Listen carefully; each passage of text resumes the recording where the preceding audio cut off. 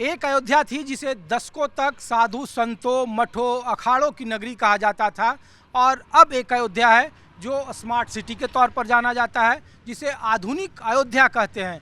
तो मैं आपको अपने खास ग्राउंड रिपोर्ट में दिखा रहा हूं। मेरे पीछे जो आप तस्वीर देख रहे हैं, राम जन्मभूमि का विशालकाय जो मंदिर के परिसर के का जो बाहरी हिस्सा है, और आसपास के कई सारे जो अट्टालिकाएँ हैं, बड़े रेस्टोरेंट हैं, होटल हैं, चौड़ी सड़कें हैं, ये अब आधुनिक अयोध्या की पहचान है। और एक वक्त में जब संतों की नगरी अखाड़ों की नगरी थी, उस वक्त अयोध्या का क्या स्वरूप था और हाल के दिनों में का जो विवाद आया है वो दिखाने के लिए मैं लाया हूँ। तो एक आपको मैं सिर्फ तस्वीर दिखा रहा हूँ। मेरे बगल में गोकुल भवन से लेकर आप इस तरीके के छोटे छोटे कई सारे धर्मशालाओं को आपने देखा होगा, जहाँ पे जो भक्त लोग थे, जो आम लोग थे, वो बाकायदा इसी तरीके के धर्मशालाओं में रुकते थे। पहले आमतौर पर स्थानीय लोग ज़्यादा आते थे, लेकिन जब से राम मंदिर का उद्घाटन हुआ उसके बाद से यहाँ विदेशी पर्यटकों की संख्या से लेकर जो बड़े बड़े बाहर के लोग हैं उनकी तादाद बड़ी हो गई। तो आम लोग हाल के दिनों में विवाद को लेकर क्या सोचते हैं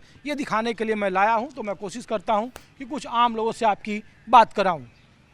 और अब मैं गोकुल भवन में आया हूँ। बिल्कुल राम जन्मभूमि के बगल का जो मठ है वहाँ, और इसका एक काफ़ी ऐतिहासिक और काफ़ी पौराणिक महत्व भी है।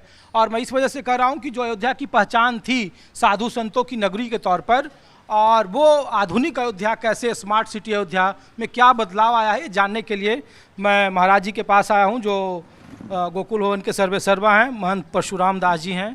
तो महाराज जी पूरे देश में जो पत्रकार अयोध्या घूम रहे हैं अभी हाल के दिनों में, वो इसलिए आए हैं कि अयोध्या तो बीते 5-7 सालों में जब से राम मंदिर का उद्घाटन हुआ काफ़ी बदलाव आया है। इसके तो कैसे देख रहे हैं आज की अयोध्या और पुरानी अयोध्या में महाराज जी, क्योंकि पूरे अयोध्या में बड़ा चर्चा है हाल के दिनों को लेकर।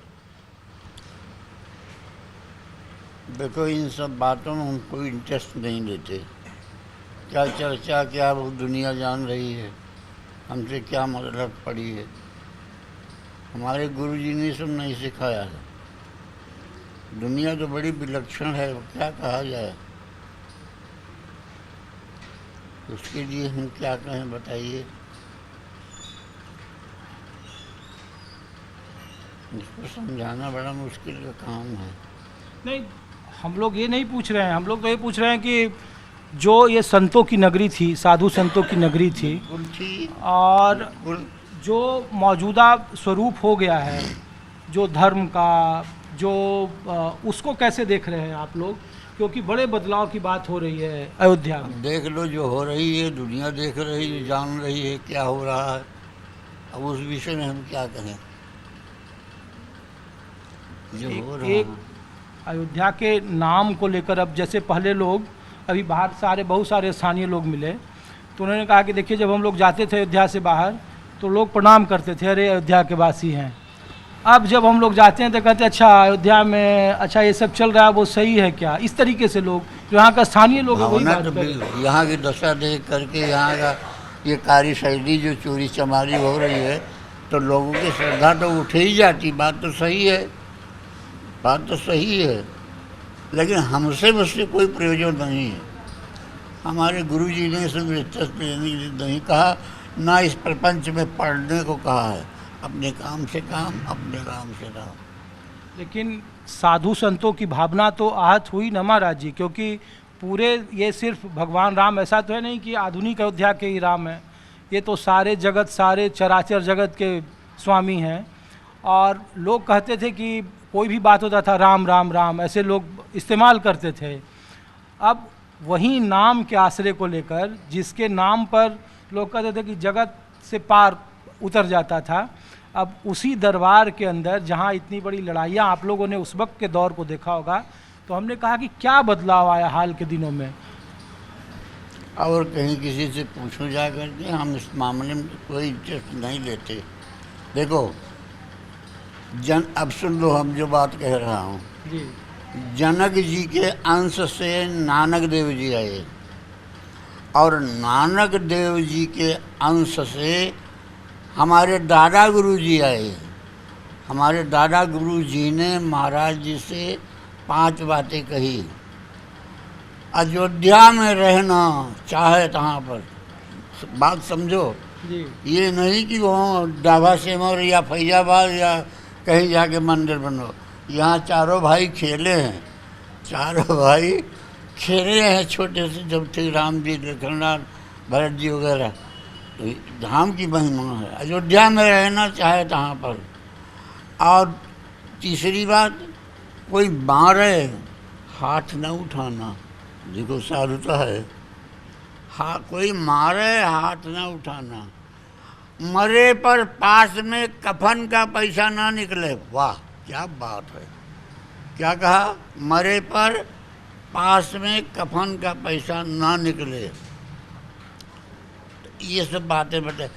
और इसका मतलब ये हुआ, यद गत्वा ना निवर्तन्ते तद धाम परमम मम। ये परम धाम वो है जहाँ जाने पर, जहाँ जाने पर फिर वापस यहाँ नहीं आना पड़ता। साकेत, यो साकेत है।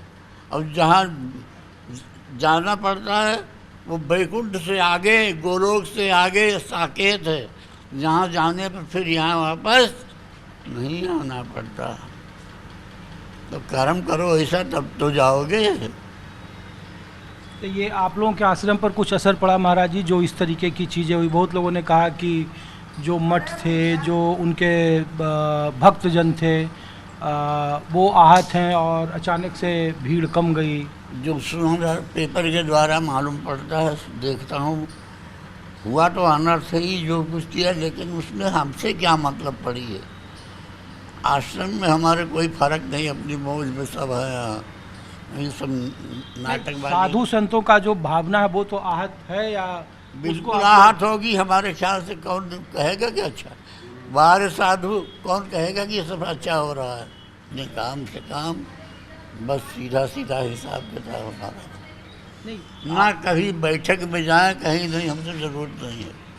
नहीं, ये ट्रस्ट जब बना तब भी लोगों ने, यहाँ के साधु संतों ने कहा कि उचित भागीदारी नहीं है। जो लोग यहाँ आंदोलन आप में छावनी चले जाओ, छोटे छावनी में भी बैठे हैं नृत्य गोपाल दास जी महाराज, और इन लोगों से पूछो जो थोड़ा इंटरेस्ट ले रहे हैं। जैसे उनको छोटी छावनी में कमल नयन दास जी महाराज आए, इनसे सबसे पूछो।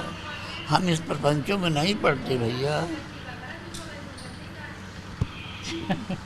बिल्कुल ठीक कह रहा, हमारे गुरु जी ने नहीं सिखाया ये। हमारे गुरु जी ने नहीं सिखाया। आपको नहीं मालूम है ये कौन सी जगह है? क्या बात है हमारे महाराज जी का। बहुत ऊंचे महापुरुष थे, बहुत ऊंचे, गजब के। ये तो ये पूरे घटना का कुछ असर है, आप लोगों पर भी कुछ प्रभाव है? ये तो इतना तो है ही है कि जो कुछ हुआ ये नाजायज है। ये साधु का धर्म थोड़ी है। अब पता नहीं साधु इसके यही है कि असाधु उन लोग की ही में।